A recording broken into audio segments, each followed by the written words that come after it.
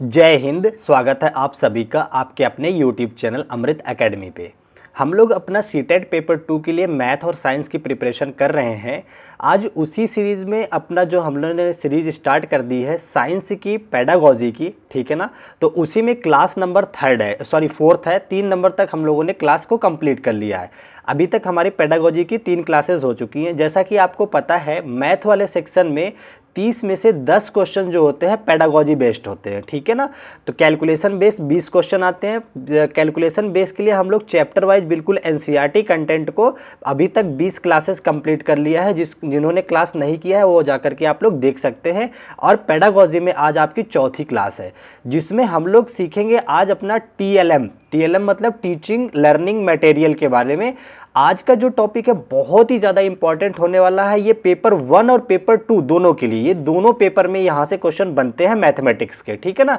तो अगर अभी तक आपने चैनल सब्सक्राइब नहीं किया हुआ है तो चैनल को सब्सक्राइब कर लीजिएगा, ठीक है, क्योंकि बहुत ही ज़्यादा मज़ा आने वाला है आज की क्लास में। चलो आगे बढ़ते हैं। आज बिना टाइम वेस्ट किए हम लोग अपनी क्लास को स्टार्ट करते हैं। देखिए, अगर हम बात करें टीएलएम की, ठीक है ना, सबसे पहले मैं थोड़ा सा चीज़ें समझाना चाहता हूँ।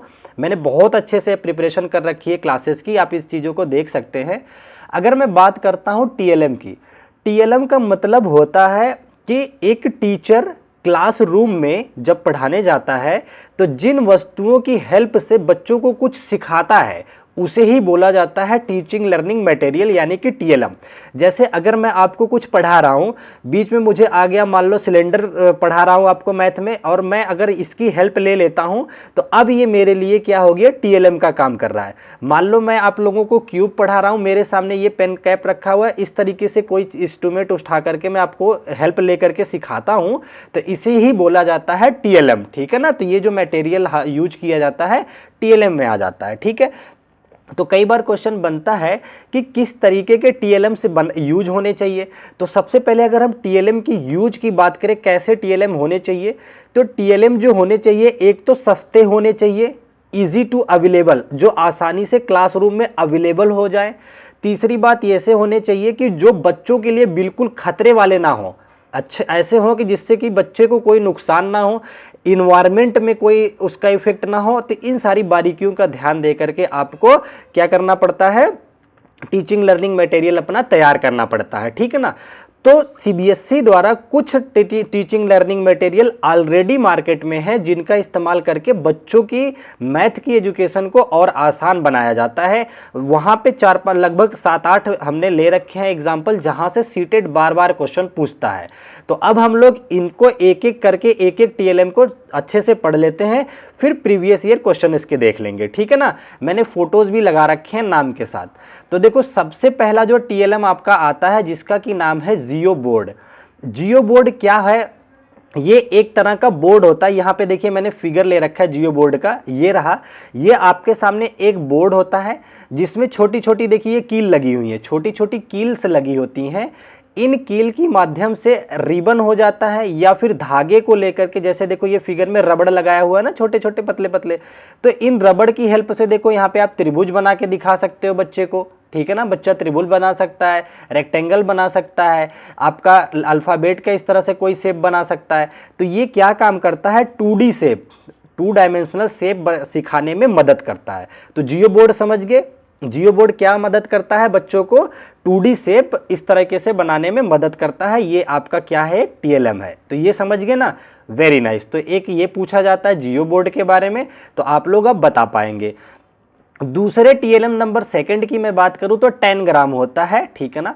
10 ग्राम क्या होता है वो मैं आपको बताऊं। आप लोगों ने आपके घर में अगर छोटे बच्चे होंगे आपने देखा होगा कि इस तरीके से, ये देखो मैंने एक फिगर ले रखा है, इस तरीके से एक कुछ बोर्ड इस तरह से बस शेप बना करके उसमें भरा जाता है कि कौन से पार्ट में क्या है। एक तरह से ये ग्राफ की तरह होता है, इस तरह से शेप इधर काट दोगे इधर, तो इस तरीके से 2D शेप से इसमें भी भरे जाते हैं। जैसे देखो एक मैंने यहाँ पे शेप ले रखा है, जैसे ये टीएलएम है आपका थ्योरी ऑफ सर्कल को बताया है एक बच्चे ने, जिसमें देखो ये वाले पार्ट से इसने सेक्टर को दिखा दिया है, इससे आपने सेगमेंट को दिखा दिया है। ये सारी लाइंस इस तरीके से छोटे छोटे टुकड़े में दिखाया जाता है, इसे बोला जाता है 10 ग्राम। आप समझ गए, जिन्होंने कभी नहीं देखा वो भी चीज़ों को समझ जाएंगे। तो ये आपका एग्जाम्पल है किसका, जियो बोर्ड का। ये वाला आपका एग्जाम्पल है किसका, 10 ग्राम का। अब हम पढ़ लेते हैं क्या, डाइंस ब्लॉक। डाइंस ब्लॉक क्या काम करता है, छोटे छोटे ब्लॉक्स होते हैं जो कि बच्चों को कैलकुलेशन करने में मदद करते हैं। यहाँ पे देखो मैंने एक फिगर ले रखा है डाइंस ब्लॉक का, ये रहा। ये देखिए छोटे छोटे ब्लॉक्स है कई सारे। आप क्या करते हो, उन ब्लॉक को कभी ऊपर रख करके इस तरीके से तैयार कर लेते हो, बच्चों को काउंटिंग सिखाते हो, 1 2 3 4 10 तक हो गए, या एक साथ रख करके दिखा देते हो। तो ये इस तरह से मदद करता है बच्चों को काउंटिंग और ये चीज़ें सिखाने में। तो आप लोगों ने डाइंस ब्लॉक भी देख लिया, ठीक है ना। उसके बाद जो 4th नंबर का आपका आता है टीएलएम, उसका नाम है ग्राफ पेपर। तो देखिए ग्राफ पेपर का मैंने फोटोग्राफ्स यहाँ नहीं लगाया क्योंकि ग्राफ पेपर बहुत ही कॉमन है, आप लोग बचपन से देखते आ रहे हैं। इस तरीके से पेपर एक होता है जिसमें छोटी छोटी लाइनें बनी होती है ना, और ग्राफ पेपर की मदद से हम लोग क्या सीखते हैं, कई बार तो 2D ज्योमेट्री सीखते हैं, साथ ही साथ डेसिमल वगैरह सीखते हैं, दशमलव की चीज़ें। यहाँ पे छोटी छोटी जो लाइन्स होती हैं वो दशमलव बताती हैं, ठीक है ना। तो ये समझ गए आप लोग ग्राफ पेपर क्या होता है। दूसरा आपका आता है जो 5th नंबर का टीएलएम है, वो आता है डॉट पेपर। डॉट पेपर भी आप लोगों ने देखा होगा, आप एनसीईआरटी वगैरह का बुक देखेंगे, लास्ट में ना इस तरीके से मोटी मोटे डॉट्स बने होते हैं किताबों पे, लास्ट पेज पे देखोगे। तो बच्चे को इससे क्या फ़ायदा होता है, बच्चा इन ब्लॉक्स पे ना इस तरीके से मिला मिला करके कुछ फिगर्स बनाना सीख लेता है, जैसे ट्रायंगल, ठीक है ना। तो क्या सीखता है इससे, डॉट पेपर की हेल्प से 2D ग्राफ्स वगैरह सीखने, 2D फिगर्स बनाना सीख जाता है। तो डॉट पेपर भी समझ गए आप लोग, वेरी नाइस। अब हम बात कर लेते हैं एबेकस की, ठीक है ना, जिसको कि हिंदी में गिनतारा भी बोला जाता है। तो इसका आप लोगों को पता होगा कि आप लोग देखे होंगे घर में स्लेट जो आती है बच्चों को सिखाने के लिए, उसके किनारे पे गिनतारा बना होता है। वो कैसा होता है, इस तरह से रॉड लगी होती हैं, और इन रॉड्स में ना छोटे छोटे वो जो यहाँ पे पहने नहीं जाते गले में, गुड़िया जिसको बोलते हैं, छोटे छोटे बॉल्स जैसे, वो लगे होते हैं, ठीक है ना। तो इनकी मदद से बच्चा क्या सीखता है, काउंटिंग सीखता है कि इधर इतनी गिनती के हैं, 4 वो दे रखे हैं, डॉट्स दे रखे हैं, इधर 5 दे रखे हैं। तो ये सारी चीज़ें सीखते हैं। तो ये करता है कौन, क्या होता है, ये एबेकस होता है, ठीक है ना। तो एबेकस भी समझ गए आप लोग। अब आपको मैं बता देता हूँ, एक आता है ग्रिड पेपर। ग्रिड पेपर जो होता है इस तरह से 10x10 का होता है, इसमें 10 खांचे होते हैं इस तरीके से, ठीक है ना। तो इससे भी 2D शेप्स, ज्योमेट्री वगैरह सीखी जाती है, ग्रिड पेपर। अब जो लोग पेपर 2 दे रहे हैं, देखिए जो पेपर 1 दे रहे हैं उनके लिए इंपॉर्टेंट है ये वाला जियो बोर्ड, ठीक है ना। इसको ध्यान से समझ लेना क्या होता है। और जो लोग पेपर 2 दे रखे हैं उनके लिए इंपॉर्टेंट है जियो जेब्रा। अब क्या होता है जियो जेब्रा, इससे हर बार क्वेश्चन पूछता है, ठीक है ना। तो जियो जेब्रा, सबसे पहली बात तो आपको ये समझना है कि ये एक सॉफ्टवेयर है, ठीक है ना। ये देखिए, ये मैंने स्क्रीनशॉट ले रखा है आपको लोगों को दिखाने के लिए। इस सॉफ्टवेयर से क्या करता है बच्चा या टीचर, 2D शेप्स वगैरह जैसे बना करके यहाँ पे दिखा सकता है। इसमें पहली बात तो ये ध्यान रखना है कि जियो जेब्रा की हेल्प से अन्वेषण का काम करता है। बच्चा कुछ नए नए फोटोग्राफ्स, इसमें नए नए शेप्स बना बना करके चीज़ें चेक करता है, ठीक है ना। तो सबसे पहले यही समझ में आना चाहिए कि ये है क्या। तो जियो जेब्रा एक सॉफ्टवेयर है, ठीक है ना। तो ये कई बार डायरेक्ट क्वेश्चन पूछता है कि क्या एक थ्योरम है ये, या फिर मैथ का कोई पार्ट है। तो कुछ नहीं है, एक सॉफ्टवेयर है जिसकी मदद से बच्चे नए नई खोज करके, अन्वेषण करके नई चीज़ों का और नए नए शेप जो 2D फॉर्म में होते हैं उनका एनालिसिस करते हैं, ठीक है ना। तो यहाँ तक आई थिंक आप लोग बहुत अच्छे तरीके से समझ गए होंगे। किसी को किसी भी टाइप के टीएलएम में दिक्कत होगी तो आप कमेंट कर सकते हैं, मैं फिर से चीज़ें समझा दूंगा, ठीक है। चलो आगे बढ़ चलते हैं हम लोग। अब हम लोग इस पे और मजबूती पाने के लिए हम लोग अपना प्रीवियस ईयर क्वेश्चन डिस्कस कर लेते हैं, ताकि आप लोगों के जो कॉन्सेप्ट वो और अच्छे से क्लियर हो जाए, ठीक है ना। तो चलिए आ जाते हैं हम अपने प्रीवियस ईयर क्वेश्चन पे। आई थिंक आप लोगों को क्वेश्चन बहुत अच्छे से दिख रहा होगा। तो पहला क्वेश्चन आपकी स्क्रीन पे दे रखा है, ध्यान से पढ़िए और खुद पहले आंसर कीजिए। देखिए क्या पहला आ गया, जियो जेब्रा से ही कह रहा है, जियो जेब्रा के संबंध में निम्नलिखित कथनों में से कौन सा सही है। तो जियो जेब्रा के संबंध में क्या सही है वो आपको जानना है यहाँ पे, ठीक है ना। तो देखिए पहला क्या ऑप्शन दे रखा है, कह रहा है यह ज्यामिति का बीजगणित में अनुप्रयोग है। क्या मैंने आपको बताया जियो जेब्रा क्या है, क्या ज्यामिति का बीजगणित में अनुप्रयोग होता है, ये काम है? नहीं भैया, ये तो कट गया साफ साफ। दूसरा क्या कह रहा है, यह गणित की शाखा है। क्या जियो जेब्रा गणित की एक शाखा है जो कि ज्यामिति और बीजगणित को संबंधित करता है? ये भी गलत हो गया। जियो जेब्रा क्या है, एक तरह का सॉफ्टवेयर है, अभी मैंने आपको बताया है। अगला क्या कह रहा है, it is a specialised topic in geometry. क्या ये ज्योमेट्री का कोई टॉपिक है? नहीं भैया, कोई टॉपिक नहीं है। अगला लास्ट ऑप्शन जो आपको दिया है यहाँ देखिए, कह रहा है it is a software. Very nice, ये है, ठीक है ना। एक्सप्लोरिंग किसको? ज्योमेट्री को। यह एक तरह का सॉफ्टवेयर है जिसका उपयोग ज्यामिति में खोज यानी कि अन्वेषण के लिए किया जाता है। यही आपका करेक्ट आंसर हो गया, ठीक है ना। तो एकदम से रट लेना क्या होता है, इसीलिए मैंने फोटोग्राफ्स ले लेकर के आपको दिखा दिया सारी चीजें। चलो आगे बढ़ते हैं अगले क्वेश्चन की तरफ। देखिए नेक्स्ट क्वेश्चन क्या कह रहा है आपसे, कह रहा है गणित के शिक्षण अधिगम के संबंध में निम्नलिखित कथनों में से कौन सा सही है। तो आपसे मैथ टीचिंग को लेकर के पूछ रहा है कि कौन सा सही है, कौन सा असरदार है, ये आपको देखना है। पहला कह रहा है कि निर्देशन का माध्यम गणितीय समझ पर असर करता है। बताओ जरा, medium of instruction impact mathematical understanding. क्या गणित के जो इंस्ट्रक्शन है, जो माध्यम हैं, वो इफेक्ट डालते हैं गणित सीखने में? बिल्कुल डालते हैं भाई। ये यहाँ तक कि भाषा भी इफेक्ट डालती है। मैं आपको कितने अच्छे से समझा रहा हूँ, मेरा बोर्ड वगैरह कितना है, कितने जो भी इंस्ट्रक्शंस मैं यूज कर रहा हूँ, मेरी बात करने की चीज़ें, जितनी भी मीडिएटर चीज़ें आ रही हैं, वो अगर अच्छी हैं तभी तो मैं आपको पढ़ा पा रहा हूँ, है कि नहीं। तो यही कह रहे हैं कि निर्देश का जो माध्यम है, जिस माध्यम से मैं आपको निर्देश दे रहा हूं, अगर इंटरनेट सही है, स्क्रीन सही है, सब कुछ सही है, तो वो इफेक्ट डालता है बच्चे को मैथ सिखाने में, ठीक है ना। तो ये बिल्कुल सही बात कह रहा है, ये करेक्ट है, ठीक है ना। Medium of instruction impact mathematical understanding, गणितीय समझ में जो इंस्ट्रक्शन का मीडियम होता है वो इफेक्ट डालता है, बिल्कुल। तो ये तो सही हो गया। आगे ऑप्शन चेक करते हैं। कह रहा है जेंडर का गणितीय योग्यता पर असर होता है। अरे भैया बिल्कुल नहीं होता है। क्या लड़का ही मैथ पढ़ सकता है या लड़की ही मैथ सॉल्व कर सकती है? इसका गणित से लेकर के कोई लेना देना नहीं है, ये ऑप्शन आपका कट गया। अगला क्या कह रहा है, अध्यापक की अधिगमकर्ताओं के प्रति धारणा का गणितीय सक्षमता पर कोई प्रभाव नहीं पड़ता है।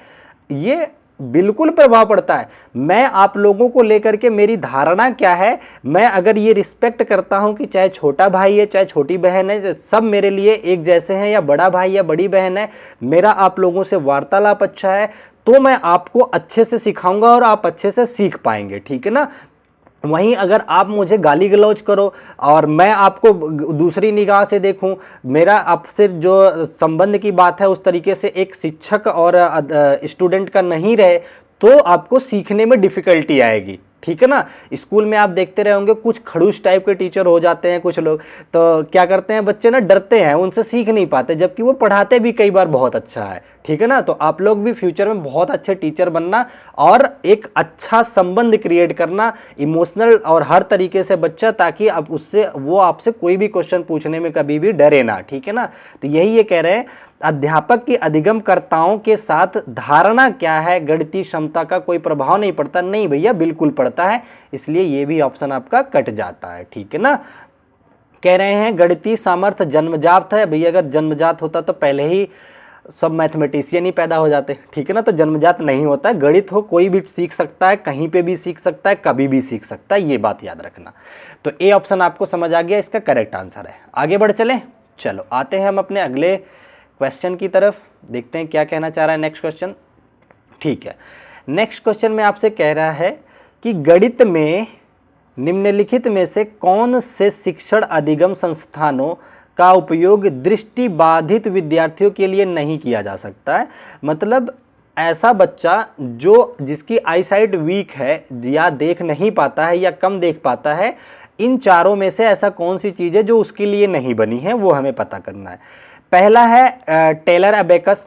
तो एबेकस तो 3D चीज़ है, बच्चा आंख बंद करके भी नहीं भी देख रहा है तब भी उसको काउंट कर सकता है, तो ये तो पॉजिटिव है, ये आंसर नहीं हो सकता है, इसने नहीं पूछा हमसे।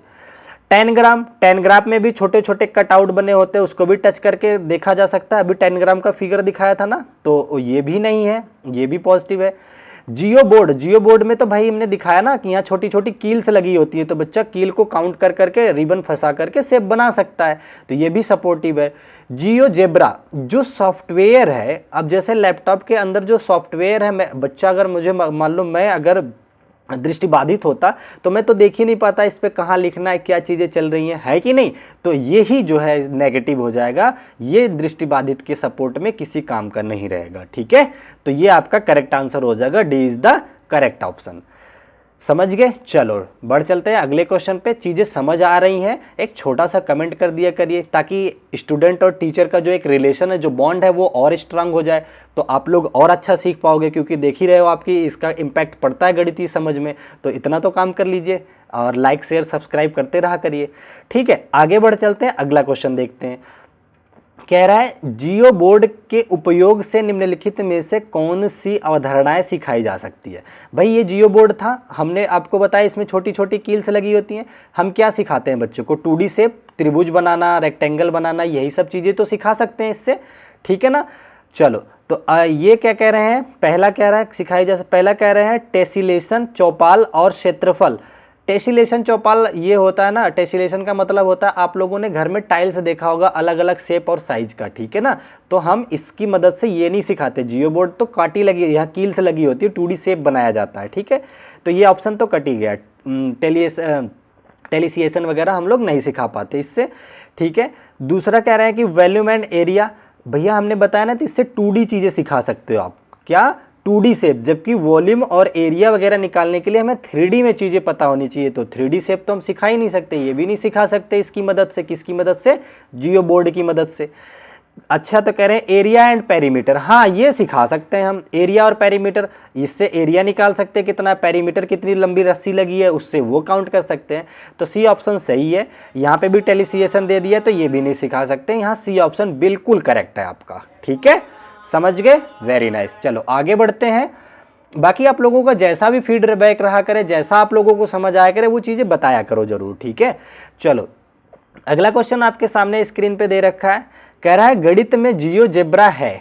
तो मैंने पहले ही बताया जियोजेब्रा आपका क्या है, एक सॉफ्टवेयर है, इंटरेक्टिव टाइप का सॉफ्टवेयर है, ठीक है ना, जिससे बच्चा क्या करता है, नई चीज़ों का अन्वेषण करता है, ठीक है।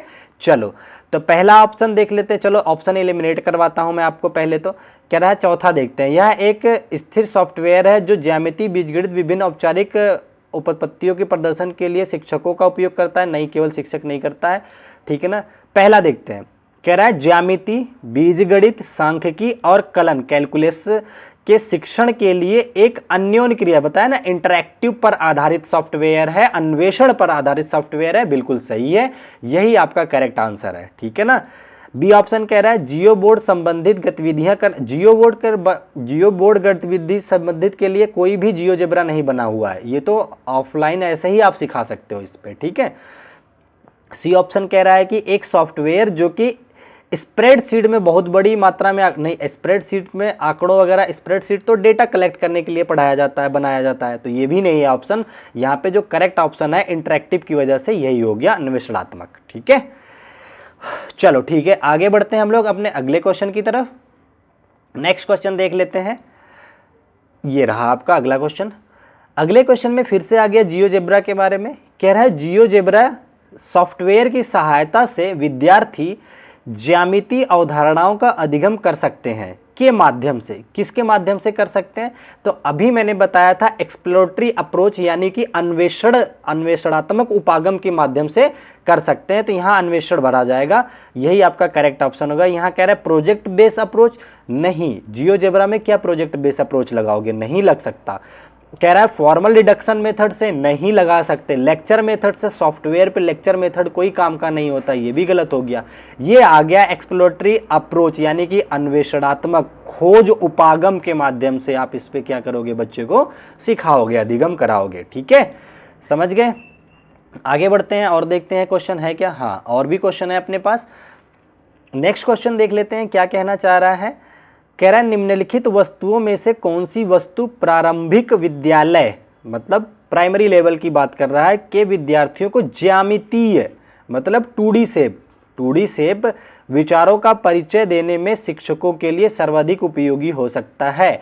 अगर आप प्राइमरी स्टैंडर्ड को पढ़ाने जा रहे हैं तो सिंपल सा है कि 10 ग्राम लेके जाओ, आप 2D सिखाना चाह रहे थे, रूबिक्स क्यूब से तो आप 3D चीज़ें सिखाते हो, डेंस ब्लॉक से भी आप काउंटिंग सिखाते हो, 3D चीज़ें होती है, हनोई टावर के मॉडल से भी आप वही सब चीज़ें सिखाते हो, 3D शेप वगैरह, ठीक है।